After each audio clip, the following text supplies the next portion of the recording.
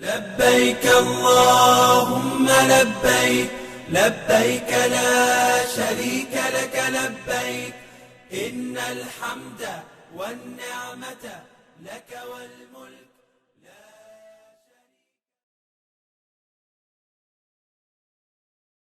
Alhamdulillah wassalatu wassalamu ala rasulillah. Yang saya hormati Bapak Gubernur Provinsi Maluku Utara yang telah hadir memberi sambutan, mendoakan dan juga memberikan nasihat serta pengalaman untuk kita orang semua.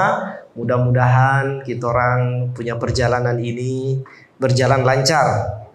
Kita punya perjalanan ini kemudian dengan bekal nasihat tadi, kita orang semua tawadhu, rendah hati, dan mudah-mudahan tidak ada yang talipa di sana.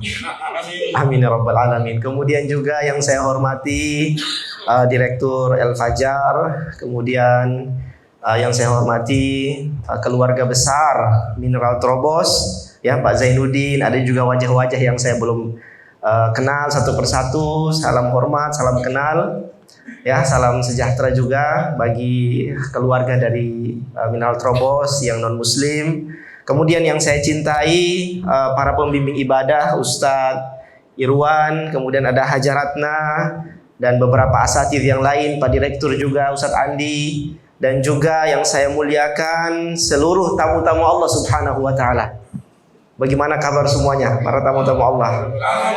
Alhamdulillah sehat. Semangat ini?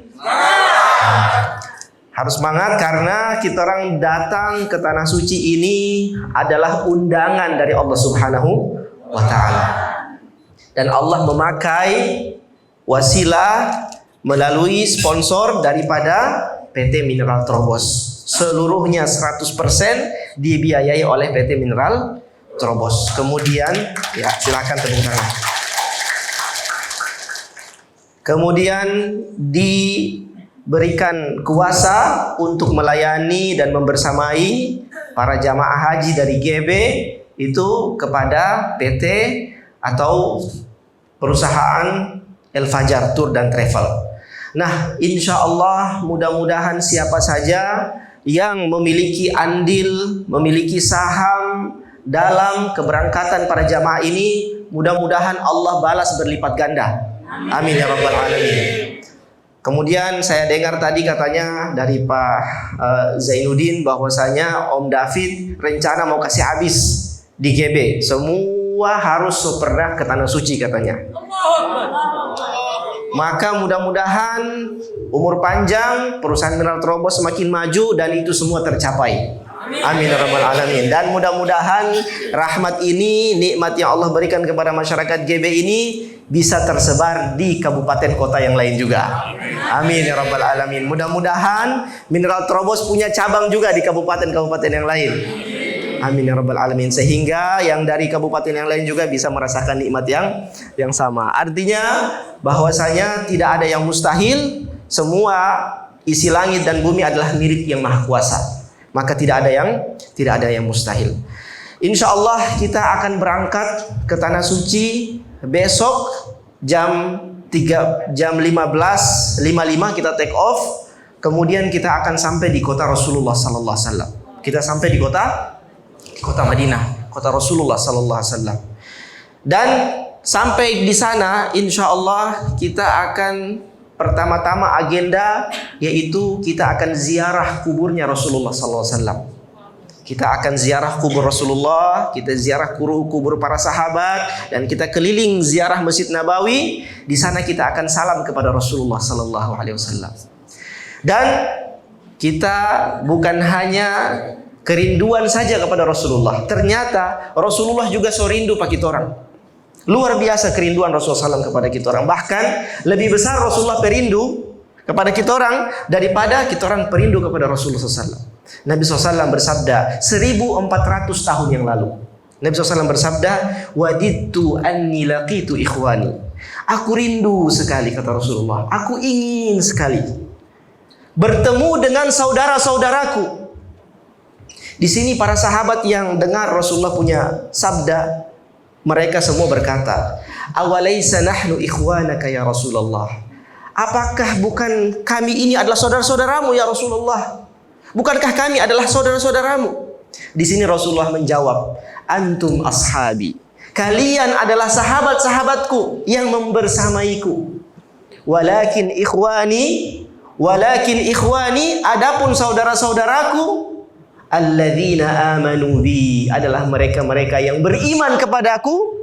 Mereka-mereka yang beriman kepadaku, percaya kepadaku, walam yarawni, walaupun mereka belum pernah bertemu dengan diriku. Kata Rasulullah, aku rindu kepada mereka-mereka yang beriman kepadaku, percaya kepadaku, walaupun sekalipun atau satu kali mereka belum pernah bertemu denganku, kata Rasulullah SAW. Dan Rasulullah ingin sekali bertemu. Berarti di sini Rasulullah punya kerinduan sudah jauh sebelum kita orang lahir. Sebelum kita orang lahir, Rasulullah serindu bertemu dengan kita orang, Bapak Ibu rahmati Allah Subhanahu wa taala.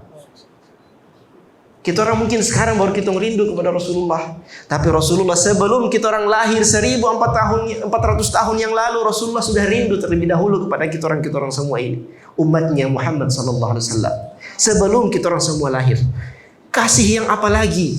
Cinta yang apa lagi yang kemudian dapat menandingi cinta Rasulullah SAW? Beliau rindu kepada kita orang sebelum sampai orang tua kasih lahir kita orang. Jauh sebelum kita orang lahir, Rasulullah rindu pada kita orang. Wadidtu anni laqitu ikhwani, aku ingin sekali aku dapat dengan saudara-saudaraku. Sahabat bertanya, bukankah kami saudaramu ya Rasulullah? Bal antum ashabi, kalian adalah sahabat-sahabatku. Saudaraku yang aku maksud adalah mereka-mereka yang belum pernah bertemu denganku, namun mereka percaya dan beriman kepadaku, kata Rasulullah SAW. Mereka itulah saudara-saudaraku, kata Rasulullah SAW.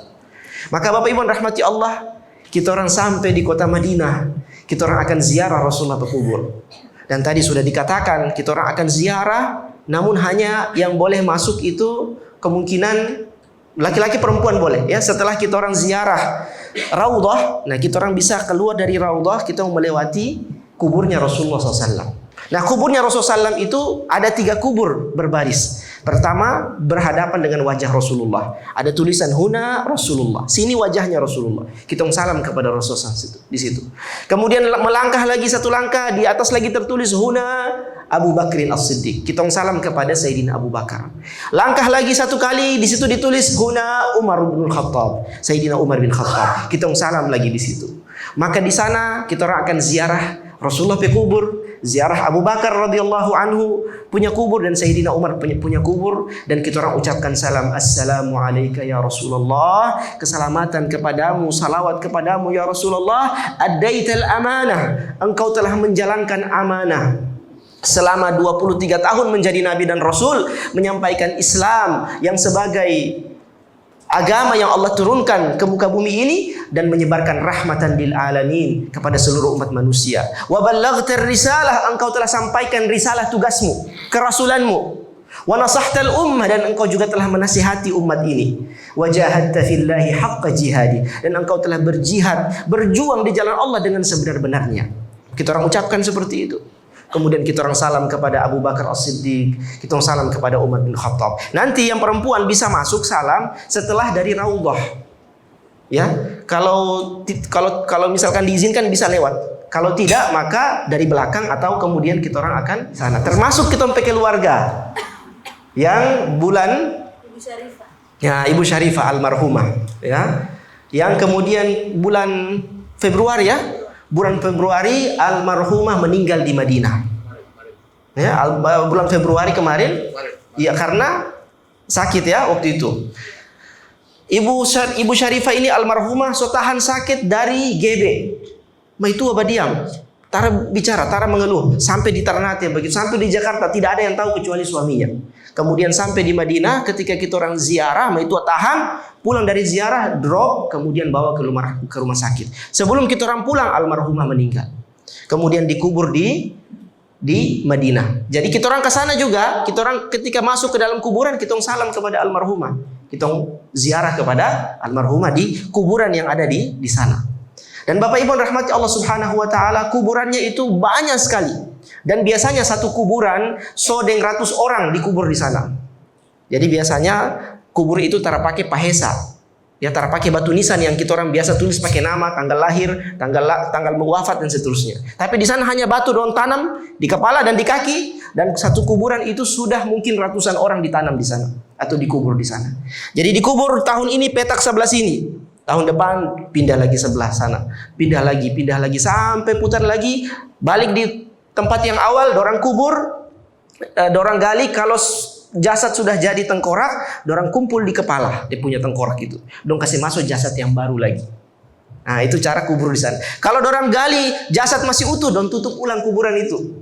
Dorang tutup ulang. Karena ada juga orang-orang yang Allah Subhanahu wa taala larang bumi untuk memakan jasadnya. Jadi jasad terhancur, jasad dimakan oleh tanah. Tetap utuh, sama seperti baru kemudian dia meninggal. Nah, nanti kita orang akan ziarah di syuhada Uhud. Termasuk syuhada Uhud, para sahabat yang kemudian syahid di perang Uhud, itu jasad-jasadnya tidak pernah dimakan oleh bumi. Dan ada sejarahnya, tahun 90 Hijriah pernah terjadi banjir.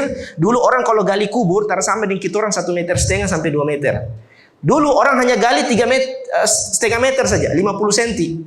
Apalagi di sana tanah keras. Jadi dong gali itu terlalu dolom. Nah, banjir meluap, kemudian kubur itu dia keluar dia punya jasad. Dan setelah 90 tahun tidak pernah sedikit pun jasad itu dia berkurang. Bahkan darah masih menetes dari jasad orang yang mati syahid di perang Uhud. Nanti kita sana akan baca cerita dan saksikan langsung dia punya tempat di sana. Di Madinah juga insya Allah kita orang akan ziarah, dibawa oleh Mineral Trobos, saya dan Ustadz Andi. Dan alhamdulillah Bapak Ibu, setiap ada keberangkatan oleh Mineral Trobos untuk jamaah dari GB, itu seluruhnya turun. Mulai dari komisaris turun, direktur turun, ustadz-ustadz semua turun, membimbing seluruh jamaah. Nah, kemudian kita orang akan ziarah di Madinah juga. Kita orang ziarah ke Masjid Quba. Nah, ziarah di Masjid Quba ini kita orang salat 2 rakaat, dia punya pahala sama dengan pahala umrah. Nah, kemudian dari sana kita orang akan ziarah kebun kurma. Nah, di kebun kurma ini mau coba kurma apa saja, mau rasa, mau beli, halal semua. Nah, kemudian setelah itu kita orang akan menuju ke Jabal Uhud. Di situ baru kita membaca cerita sejarah yang tadi peperangan Uhud yang Rasulullah lewati. Kita ziarah juga syuhada Uhud. Nah, setelah dari sana kita orang akan balik ke hotel. Kurang lebih di Madinah kita akan berdiam di sana 3 hari. 3 hari. Nanti semua akan rasakan raudhah. Ibu-ibu akan rasa raudhah, dibawa dan dibimbing juga oleh Hajaratna, dan bapak-bapak oleh saya, Ustadz Andi, Ustadz Irwan. Kita akan bawa juga jamaah laki-laki ke dalam raudhah karena ada DP jadwal. Tara boleh sama-sama. Laki-laki punya jadwal sendiri, perempuan punya jadwal sendiri. Setelah dari Madinah kita orang sudah selesai, di hari H kita mau menuju Makkah, maka kita orang akan siap-siap dengan tompe ihram. Siap-siap dengan ihram. Kita mandi dulu dari hotel ini. Mandi dulu dari hotel. Biasanya sebelum dohor. Dari hotel kita langsung mandi. Yang punya kuku panjang, ya. Ada di sini yang kuku panjang? Ya, kuku panjang 10 cm. 20 cm. Kemarin haji 2023 haji ini tahun ini itu ada satu jamaah ya dari Halsel, itu kuku panjang 55 ini. Ya, maaf 10. Jadi kuku panjang semua. Kepala desa Labuha. Kemudian saya tanya Pak Kades, bagaimana kau ini kuku panjang model ini? Ustadz, ini penghalang saya, Ustadz. Bagaimana kuku panjang pun jadi penghalang? Saya ini suka pukul orang. Jadi kalau saya kasih panjang kuku, saya pukul orang. Maka dari itu dia kasih panjang kuku. Dia bilang seperti itu. Tapi saya bilang kalau begitu di tanah suci tolong dipotong. Nah, akhirnya Pak Ituo potong. Ternyata Pak Ituo potong itu sadik-sadiki. Jadi yang dia kasih tunjuk pas saya itu cuma yang satu tangan saja. Padahal tangan sebelah dia sambung. Masih panjang-panjang. Saya bilang bagaimana kalau dipotong sadik-sadiki. Saya mau kasih tinggal saya pakai kuku, Ustaz. Di Madinah saya kasih tinggal 5. Di Makkah saya kasih tinggal 5. Nah, itu dia rencana. Oh, begitu ya sudah. Yang penting jangan dipukul orang lagi, saya bilang. Nah, kita potong kuku sebelum kita pakai ihram. Kita mandi bersih-bersih, kita orang cukur kumis, kita orang cabut bulu ketiak, cukur bulu kemaluan, kita orang pokoknya mandi sebersih mungkin seperti janabah. Nah, kemudian laki-laki pakai pakaian ihram, nanti akan diperagakan ya. Pakaian ihram itu putih satu helai lembar di atas, kemudian satu lembar juga di bawah. Nah, kita orang kemudian kita orang akan pakai pakaian ihram ini untuk menuju ke Masjidil Haram untuk melaksanakan umrah. Dan mudah-mudahan tidak terjadi. Tapi kalau misalkan suatu waktu hal yang tidak inginkan terjadi, misalkan ada yang meninggal di saat kita pakai ihram, maka bagi laki-laki akan dimakamkan dengan pakaian ihram itu. Jadi kalau laki-laki wafat di perjalanan, dan kemarin haji, tahun ini haji, itu ada yang meninggal pakai ihram di tanah suci. Dan apa yang terjadi? Mereka dikafani dengan kain ihram itu. Kenapa dikafani dengan kain ihram? Kata Rasulullah SAW, innahu yub'atsu yaumal qiyamati mulabbiyan. Nanti orang ini yang sudah meninggal dalam keadaan ihram ini dibangkitkan di hari kiamat dalam keadaan dia mengucapkan labbaik Allahumma labbaik. Labbaik la syarika laka labbaik. Innal hamda wan ni'mata laka wal mulk la syarika lak. Orang yang meninggal dalam keadaan ihram itu akan dibangkitkan di hari kiamat, dia dalam keadaan bertalbiyah. Labbaik Allahumma labbaik, ya Allah aku penuhi panggilan undanganmu ini, karena haji ini undangan, umrah ini undangan, dan alhamdulillah melalui Mineral Trobos Bapak Ibu semua diundang oleh Allah ke tanah suci. Dan tidak sembarangan umrah dan haji ini, karena itu undangan. Kalau Allah tidak undang Bapak Ibu, maka jangan harap ke sana. Jangan harap ke sana. Orang yang diundang juga biasanya tak terbayang dia akan ke sana. Tiba-tiba dapat undangan, dia berangkat, nama masuk. Kalau nanti kita orang dapat supir taksi atau orang Makkah Madinah, sekali-sekali tuan tanya, so pernah haji ke belum? Itu biasanya ada yang jawab, saya belum pernah haji. Padahal DP umur 50 tahun, 60 tahun, lahir di Makkah, lahir di Madinah, tapi ternyata satu kali pun dia belum pernah haji. Ini seulang-ulang saya tanya. Pernah juga dengan Ustaz Irwanto naik taksi, rambut so putih, supir taksi, so pernah haji ke belum? Wallah belum pernah haji, dia bilang. Demi Allah saya belum pernah haji. Penduduk Makkah belum pernah haji, lahir di sini tapi saya belum pernah haji. Ini baru saya sadar, ternyata haji dan umrah itu panggilan dari Allah Subhanahu wa taala. Nah, kemudian kita orang akan bertawaf. Tawaf berapa kali? 7 kali Ustaz, dimulai dari Hajarul Aswad. Nah, Hajar Aswad itu di sana. Ya, seperti yang di sana, yang sebelah kanan. Ya, Hajar Aswad kita akan mulai, kita melambaikan tangan, bismillahirrahmanirrahim, Allahu Akbar. Dan Bapak Ibu, singkatnya umrah ini hanya 3 rukun 2 wajib. DP rukun ada 3, wajibnya ada 2. Rukun 3 ini apa saja? Pertama ihram. Yang kedua adalah tawaf. Yang ketiga adalah sa'i. Wajibnya ada berapa? Wajibnya hanya 2. Yang pertama adalah niat di miqat. Nah, itu di Dzulhulaifah atau Bir Ali. Yang kedua, wajib yang kedua setelah kita sa'i, al-halqu awit taksir. Kita cukur gundul atau cukur kasih pendek. Nah, ada juga yang cukur sedikit saja begitu. Nah, itu DP nama madhab artis. DP nama madhab artis yang cukur cuma beberapa helai saja. Tapi tak apa-apa, Ustaz, saya mau umrah ulang-ulang, saya mau cukur kasih tinggal saya rambut. Nah, itu tak apa-apa, itu boleh. Jadi kalau haji, kalau umrah ada berapa rukun, Bapak Ibu? Ada 3 rukun. Kalau DP wajib ada 2. Jadi ingat-ingat itu. Rukun umrah ada 3. Yang pertama ihram, yang kedua tawaf, yang ketiga sa'i. Wajib umrah ada 2. Yang pertama niat di miqat, mengucapkan talbiyah labbaik Allahumma umratan pada tempatnya, dan yang kedua adalah cukur rambut. Cuma 2 itu saja. Kalau haji banyak. Kalau haji DP rukun 4, DP wajib 7. Haji rukun 4, wajib 7. 4 ini apa saja? Ditambah dengan wukuf di Arafah. Jadi ihram, wukuf di Arafah, tawaf haji, sa'i haji. Itu rukun haji. DP wajib ada 7. Ya, yang pertama tadi itu niat di miqat, kemudian wukuf sampai matahari terbenam, kemudian mabit di Muzdalifah, kemudian melontar jamarat, mabit di Mina, kemudian al-halqu wat taksir, cukur rambut, dan yang ketujuh tawaf wada, tawaf perpisahan. Nah, nanti kita umrah, di akhir sekali kita selesai umrah, tawaf wada kita laksanakan, tapi itu hukumnya sunnah saja. Hukumnya sunnah. Nah, setelah kita orang sampai di Masjidil Haram, kita tawaf 7 kali. Setelah tawaf 7 kali, ikuti pembimbing. Jadi insya Allah sekitar ada 4 bis ya. Kurang lebih sekitar 4 bis. Kita orang akan bimbing.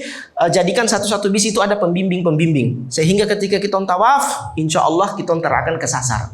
Dan tadi sama dengan Pak Gubernur bilang, jaga hati, harus rendah hati, harus tawadhu. Karena boleh kita orang sombong di sana.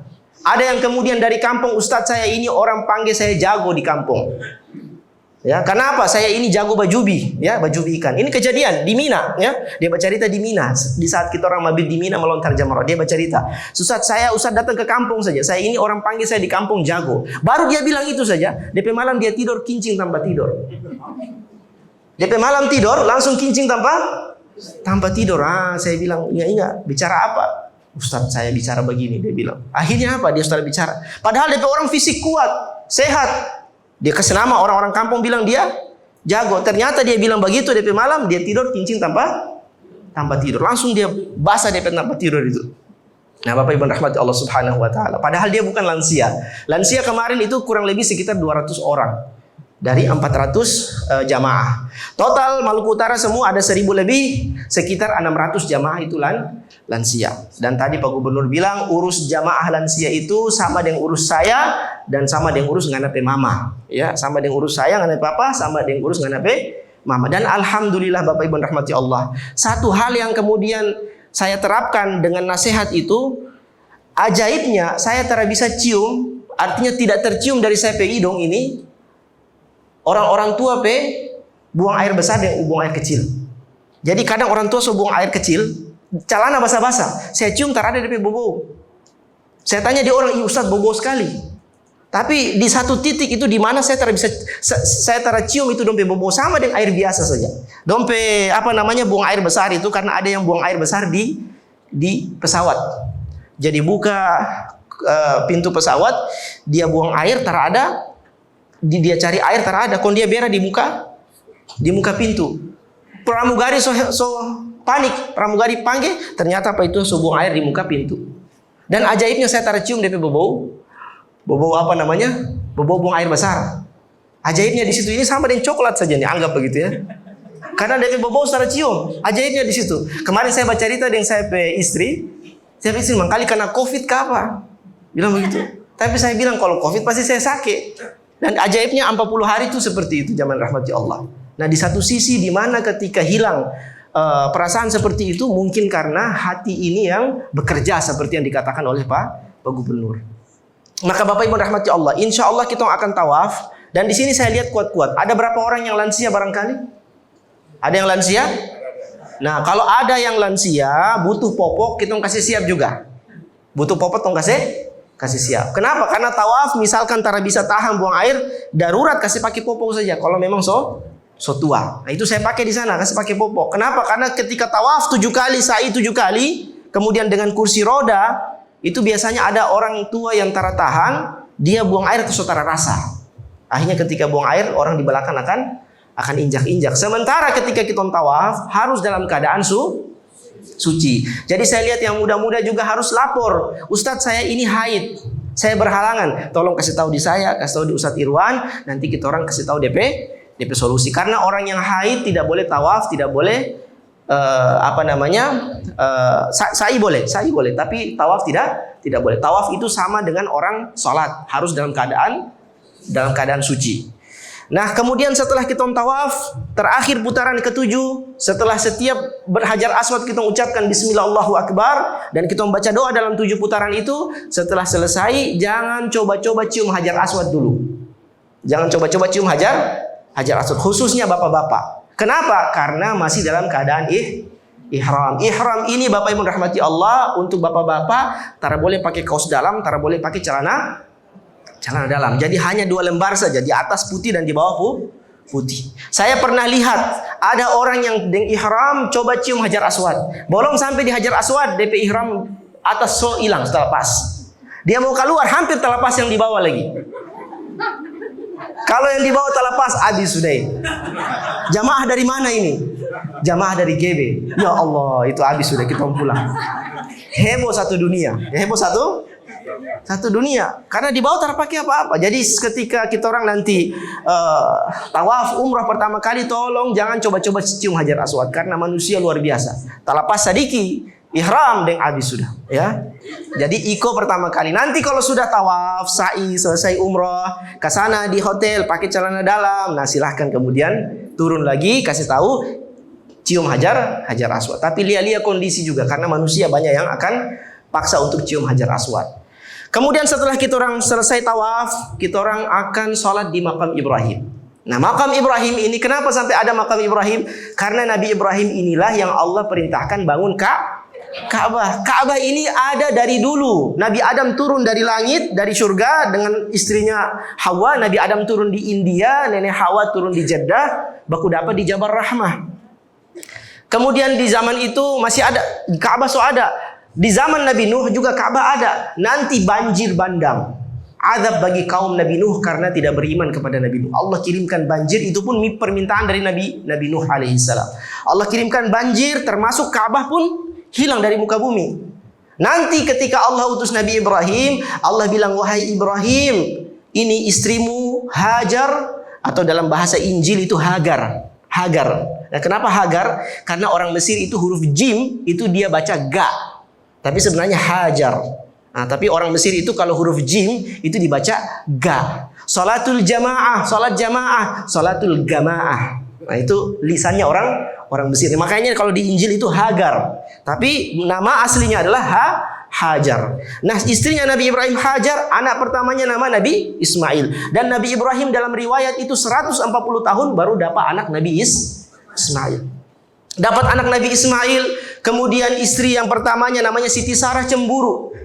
Cemburu karena kemudian Siti Hajar punya anak Ismail. Padahal yang suruh Nabi Ibrahim kawin dengan Siti Hajar adalah Siti Sarah.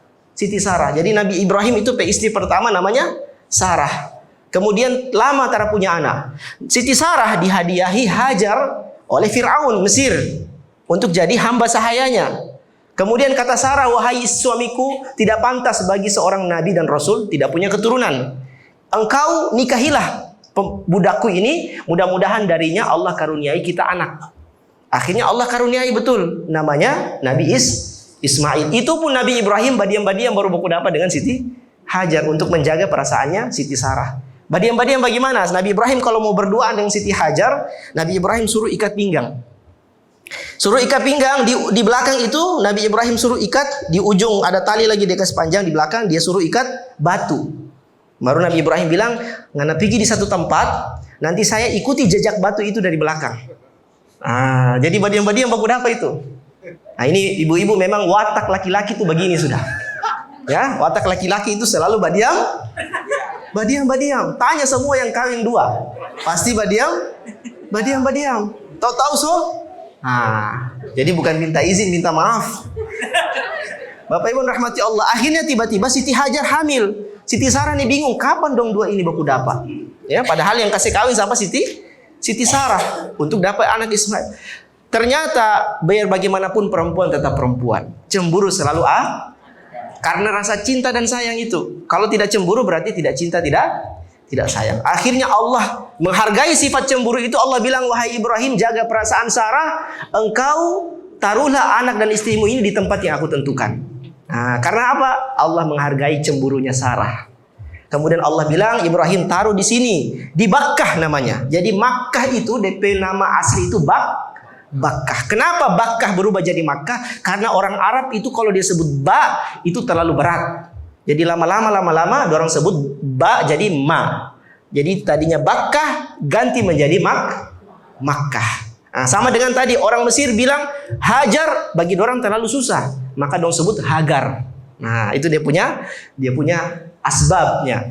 Nah, kemudian Nabi Ibrahim bawa Ismail masih menyusui dengan istrinya Hajar sampai di Makkah.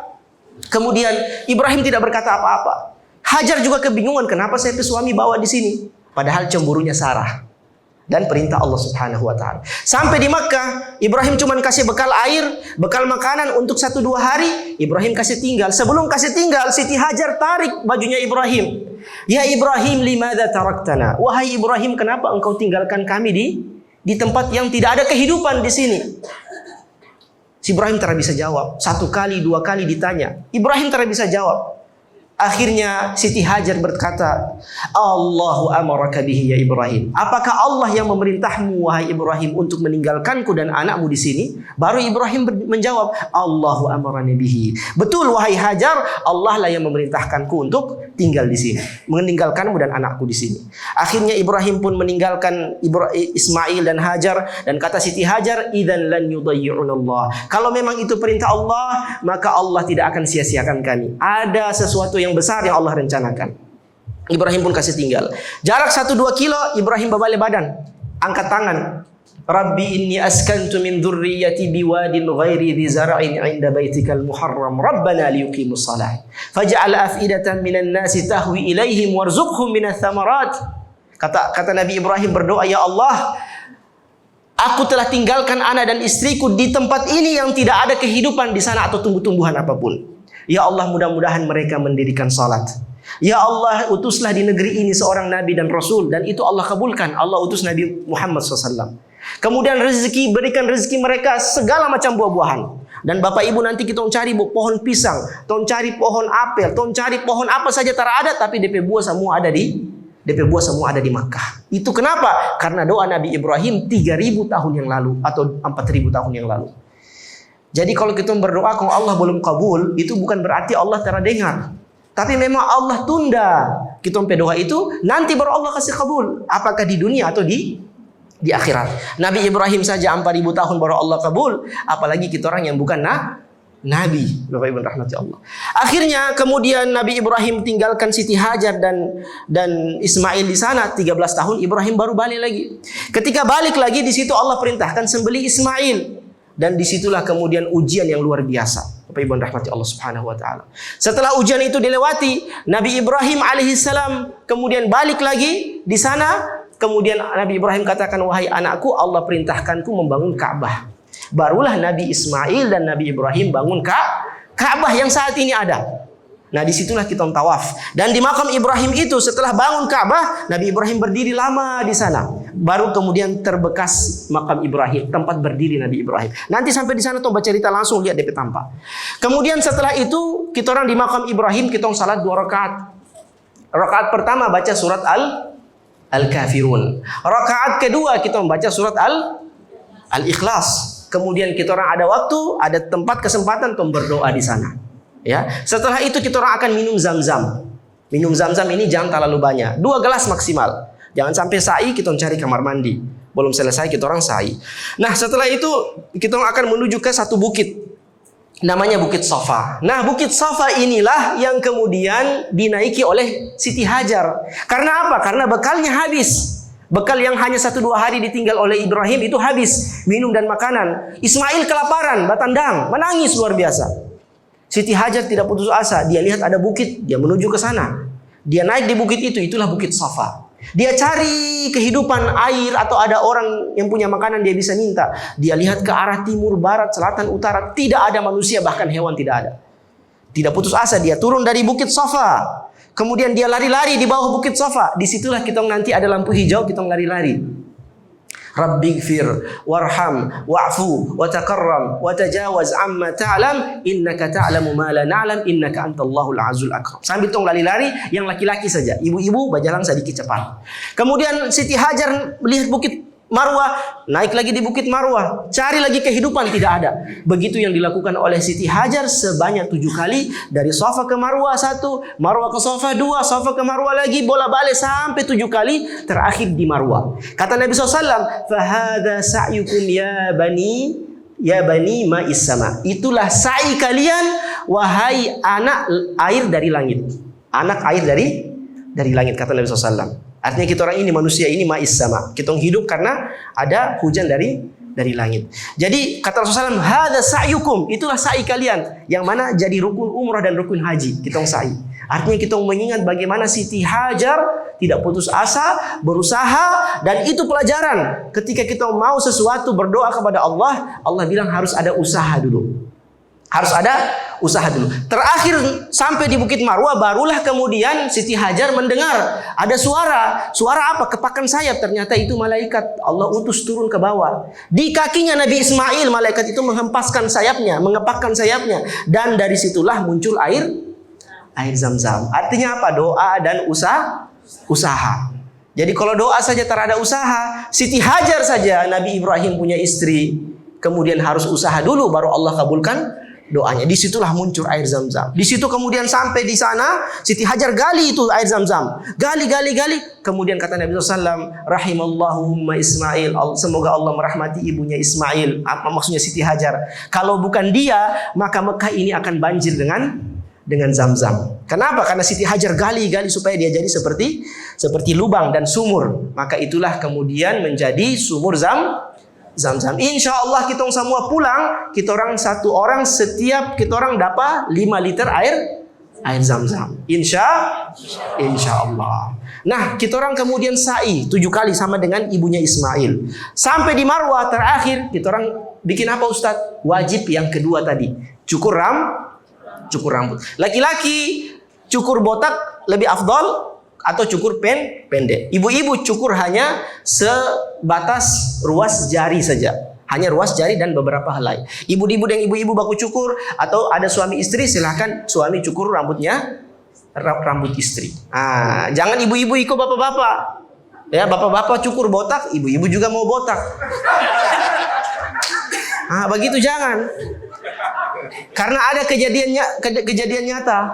Ada ibu-ibu 12 orang dibimbing oleh satu ustadz. Ustadz ini semangat tapi ilmu kurang. Dia bimbing 12 orang, tawaf 7 kali, sa'i 7 kali. Setelah sa'i, ibu-ibu 12 orang tanya, Ustadz tong bikin apa lagi ini? Cukur rambut ibu-ibu.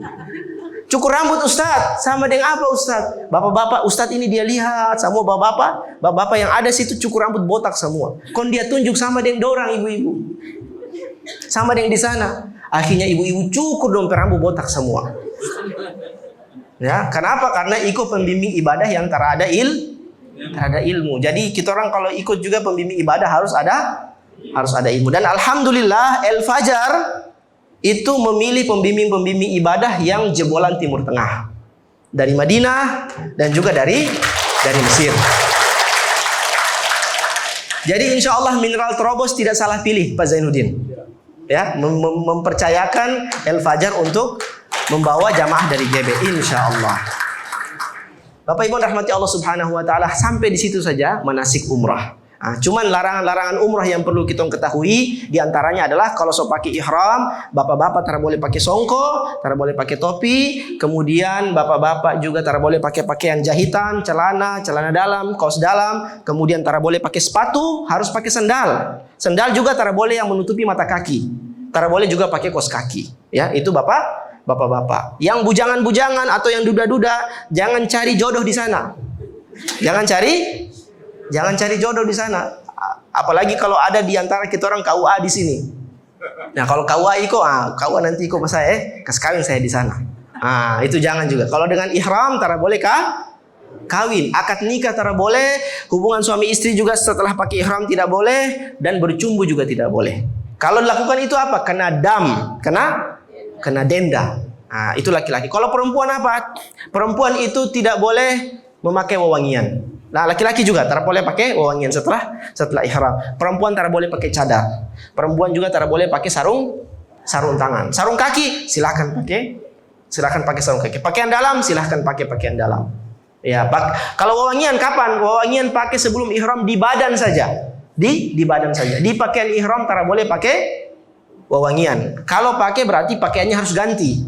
Harus ganti yang tidak ada wewangian. Kalau so pakai ihram tidak boleh juga cuci tangan dengan sabun yang ada wangi-wanginya. Tak boleh juga kemudian pakai tisu basah yang ada DP wangi-wangi. Kalau dilakukan berarti kena dam. Kalau sengaja cukur rambut juga tak boleh, ya. Cukur rambut, gunting kuku itu tak boleh. Cukur kumis tak boleh. Mencabut bulu itu juga tidak boleh setelah pakai ihram. Nah, kalau lakukan itu tak sengaja bagaimana? Kalau tak sengaja ada dua pendapat. Imam Syafi'i dan Imam Ahmad bin Hanbal mengatakan kalau tak sengaja tak apa-apa. Kalau tak sengaja tak apa-apa. Kalau sengaja baru dapat denda. Sedangkan Imam Malik dan Abu Hanifah mengatakan bahwasanya sengaja atau tak sengaja tetap kena denda. Sengaja atau tak sengaja tetap kena denda. Nah, itu dia. Kemudian juga tak boleh menampakkan aurat. Ya, tak boleh menampakkan aurat. Ini kadang-kadang kebiasaan kita orang setelah kita ngasuh di kamar hotel, satu-satu mulai kasih tunjuk DP aurat di dalam hotel. Itu juga tak boleh, Bapak Ibu rahmati Allah Subhanahu wa taala. Nah, kemudian ini semua kita orang jaga, dan mudah-mudahan kita lisan juga kita jaga, jangan sampai berbicara yang antara baik, dan mudah-mudahan dengan itu kita orang punya umroh jadi umroh yang mabrur insyaallah. Amin ya rabbal alamin. Ini saja yang bisa saya sampaikan. Ya, semoga bermanfaat. Kita orang kompak dari awal sampai akhir. Jangan sampai kita orang berjalan sendiri-sendiri sehingga tadi sama dengan dikatakan oleh Pak Gubernur, ada yang kesasar. Kalau kesasar, mudah-mudahan hanya di dekat-dekat saja sehingga kita bisa ambil pulang lagi. Karena insya Allah 3 hari di Madinah, 4 hari kita di Mekah. Dan di Mekah insya Allah setiap hari ada umrah. Insya Allah setiap hari ada umrah. Ini saja yang bisa saya sampaikan. Semoga bermanfaat, semoga semua lancar. Dan tadi juga seperti dikatakan Ustaz Andi, saya wajah juga akan Bapak Ibu lihat sehari-hari di sana. Wallahul musta'an. Wassalamualaikum warahmatullahi wabarakatuh.